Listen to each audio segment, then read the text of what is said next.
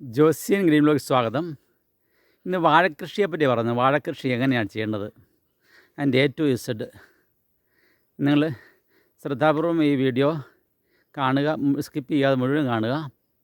വാഴയുടെ സമ്പൂർണ്ണമായ കാര്യങ്ങൾ പറയുന്നതാണ്, വളപ്രയോഗങ്ങളൊക്കെ. അപ്പോൾ നിങ്ങൾക്ക് ഈ വീഡിയോ പ്രയോജനപ്പെടുന്നെങ്കിൽ നിങ്ങൾ ലൈക്ക് ചെയ്യാനും ഷെയർ ചെയ്യാനും അതുപോലെ സബ്സ്ക്രൈബ് ചെയ്യാത്തവർ സബ്സ്ക്രൈബ് ചെയ്യുകയും ചെയ്യുക. ഓൾ എന്ന ബട്ടണിൽ അമർത്തുകയും ചെയ്യുകയാണെങ്കിൽ നിങ്ങൾക്ക് എല്ലാ വീഡിയോയും നോട്ടിഫിക്കേഷൻ ലഭിക്കും. ഞാൻ വാഴക്കൃഷിയെപ്പറ്റിയും തേനീച്ച കൃഷിയെപ്പറ്റിയൊക്കെ വീഡിയോകൾ ഇടുന്നുണ്ട്. എല്ലാവരും കണ്ട് പഠിക്കുക. നമുക്ക് വീഡിയോയിലേക്ക് കടക്കാം. ഓക്കെ, അപ്പം നമ്മൾ വാഴക്കൃഷിയിലേക്ക് കടക്കുകയാണ്. ഇതൊരു 3-4 മാസം പ്രായമാണ്. ഇതിൻ്റെ ആദ്യം നട്ടപ്പോൾ ഒരു 2 അടി താഴ്ചയിൽ 2 അടി വീതിയുള്ള കുഴി എടുത്തിരുന്നു. കുഴിയിൽ നമ്മൾ ചപ്പ് ചവറുകളൊക്കെ ഇട്ടു, കൊന്നയിലൊക്കെ ഇട്ടു. അതിനുശേഷം അല്പം നല്ല പൊടിഞ്ഞ ചാണകപ്പൊടിച്ച് അകത്തിയിട്ട് കുറേ കുമ്മായം, ഒരു 200 ഗ്രാം 250 ഗ്രാം കുമ്മായം ഇട്ട് വെട്ടിമൂടി ശേഷം അതിന് നടുക്കാണ് നമ്മൾ ഒരു വാഴവിത്ത് വെച്ചത്. വാഴവിത്ത് നമ്മൾ നല്ല സെലക്ട് ചെയ്യുമ്പോൾ നല്ലൊരു സൂചിക ആഗ്രഹമുള്ള കന്നുകളാണ്. ഒരു മീഡിയം ടൈപ്പ് കന്നുകളാണ് നമ്മൾ തിരഞ്ഞെടുത്തത്. അത് ഒന്നുകിൽ മരുന്ന് നമ്മളേതെങ്കിലും കീടനാശിനിയിൽ മുക്കണം. ഹിൽബാനിലാണ് ഞാൻ മുക്കിയിരുന്നത്. ഹിൽബാൻ നമുക്ക് കിട്ടാനില്ലെങ്കിൽ ഫിർഡാൻ ഉണ്ടെങ്കിൽ ഫിർഡാൻ ഒരു 30 ഗ്രാമൊക്കെ ഇതിൻ്റെ അടിയിലിടാം, അടിഭാഗത്ത്. പിന്നെ അടിവളമായിട്ട് കോഴിവളം ഇടാം. കോഴിവളം ഇടുന്ന നല്ല, ഇപ്പോൾ ചാണകപ്പൊടിക്ക് പകരം കോഴിവളം ഇടാം. ചില നല്ല കോഴിവളം ഇട്ട് നനയ്ക്കണമെന്നേ ഉള്ളൂ.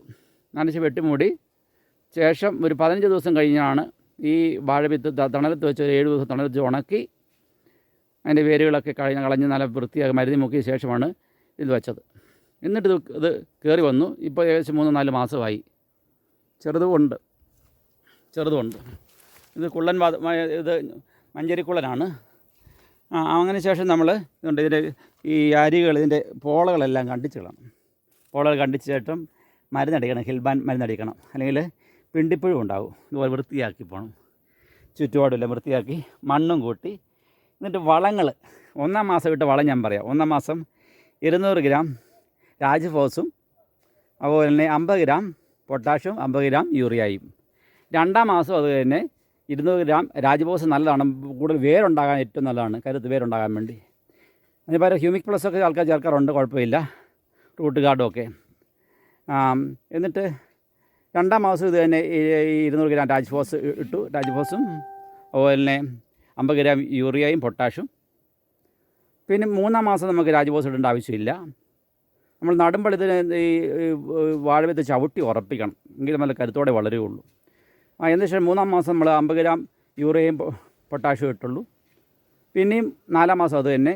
ഇങ്ങനെ 5-ാം മാസം വരെ നമുക്ക് വളമിട്ട് കൊടുത്താൽ ബേസിക്കായിട്ട് യൂറിയയും പൊട്ടാഷ്യം. 6-ാം മാസം തൊട്ട് നമ്മൾ പൊട്ടാഷ്യം മാത്രം ഇട്ട് കൊടുത്താൽ മതി.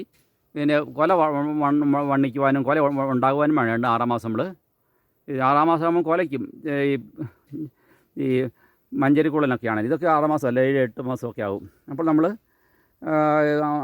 അടിസ്ഥാന വളമായ പൊട്ടാഷ്യം ഇട്ട് കൊടുക്കണം. പൊട്ടാഷ്യം നമുക്ക് നല്ലപോലെ വാഴ കൊലയ്ക്കാനും അതുപോലെ തന്നെ പൂവുണ്ടാകാനും കൊലയ്ക്കാനും അതുപോലെ നല്ല വാഴക്കൊല, നീളമുള്ള വാഴക്കൊല പടല ഉണ്ടാകാൻ വേണ്ടിയാണ് പൊട്ടാഷ്യം ഇട്ട് കൊടുക്കുന്നത്.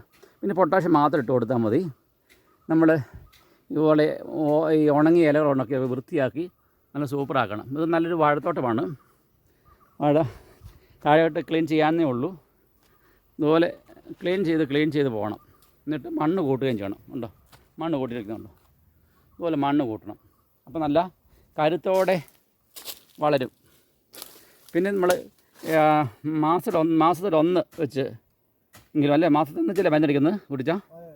മാസം 1 വെച്ച് നമ്മൾ ഹിൽബാന് ഒരു 5 മില്ലി 1 ലിറ്റർ വെള്ളത്തിൽ കലക്കി ഈ ഇലകളിലും അതുപോലെ തന്നെ കവളുകളിലുമൊക്കെ സ്പ്രേ ചെയ്ത് കൊടുക്കണം.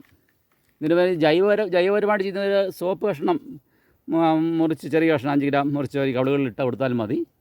അങ്ങനെയും ചെയ്യാം. ജൈവ രീതിയിലും ചെയ്യാം. ജൈവ രീതിയിൽ ചെയ്യുമ്പോൾ പൊട്ടാഷ്യം പകരം ചാരമൊക്കെ ഇടണമെന്നേ ഉള്ളൂ. ചാണകപ്പൊടിയും അങ്ങനെയുള്ള കാര്യങ്ങളൊക്കെ ഇട്ട് കൊടുക്കണമെന്നേ ഉള്ളൂ. കോഴിവളമൊക്കെ ഇട്ട് കൊടുത്താൽ, കോഴിവളം തന്നെ ഇട്ട് കൊടുത്താൽ മതി. നല്ലപോലെ വളരും. കേട്ടോ, നല്ലപോലെ ഒരുക്കുന്നത് കണ്ടോ. നല്ല കരുത്തോടെ വളരുന്ന വാഴയാണ്. വാഴയുടെ ഇലകൾ നോക്കി അറിയാം അതിൻ്റെ വളർച്ച. ഇലയിൽ അടിക്കുന്നതിനും നമുക്ക് ഇപ്പം 4 മാസം നമുക്ക് ഇലയിൽ അടിക്കുന്ന ഫോളിയർ വളമുണ്ട് 19 ആ 19 അടിച്ചു കൊടുക്കാം. ഒരു 5 ഗ്രാം 1 ലിറ്റർ വെള്ളത്തിലാക്കി ഈ ഇലകളിൽ അടിച്ചു കൊടുക്കാം. ഇലയ്ക്കൊരു എത്രയുണ്ടോ 1 2 3 4 5 6 ഇലയായുള്ളൂ. ഒരു 5-ാം മാസമാകുമ്പോൾ 12 ഇലയൊക്കെ ആവും. ഇലകൾ നല്ലപോലെ ആകുന്നുണ്ടോ, ഇലകളിൽ കുഴപ്പമുണ്ടോ എന്ന് നോക്കണം. അരികൾ വളയുന്നുണ്ടോ അല്ലെങ്കിൽ മഞ്ഞളിപ്പൊക്കെ ഉണ്ടോ എന്ന് നോക്കണം. എങ്കിൽ അതിനുള്ള മരുന്നുകൾ ഞാൻ പിന്നീട് പറയാം. ഇതുപോലെ ചെയ്താൽ നല്ല വാഴക്കുല കിട്ടും.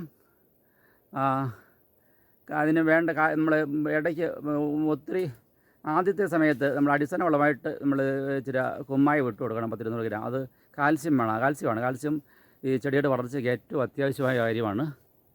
അതുപോലെ പിണ്ടിപ്പുഴിക്ക് നമ്മൾ പറഞ്ഞ പോലെ കിൽവാനോ ഏതെങ്കിലും പെസ്റ്റിസൈഡ് നമ്മൾ സ്പ്രേ ചെയ്ത് കൊടുക്കുക. അപ്പോൾ നമുക്ക് നല്ല വളർച്ചയുള്ള കുല കിട്ടും. അപ്പോൾ വളപ്രയോഗത്തെപ്പറ്റി ഞാൻ പറഞ്ഞു കഴിഞ്ഞു. ഇനി എന്തെങ്കിലും സംശയം ഉണ്ടെങ്കിൽ നിങ്ങൾക്ക് കമൻറ്റ് ബോക്സിൽ കമൻ്റായിട്ട് നിങ്ങൾക്ക് എഴുതാൻ സാധിക്കും.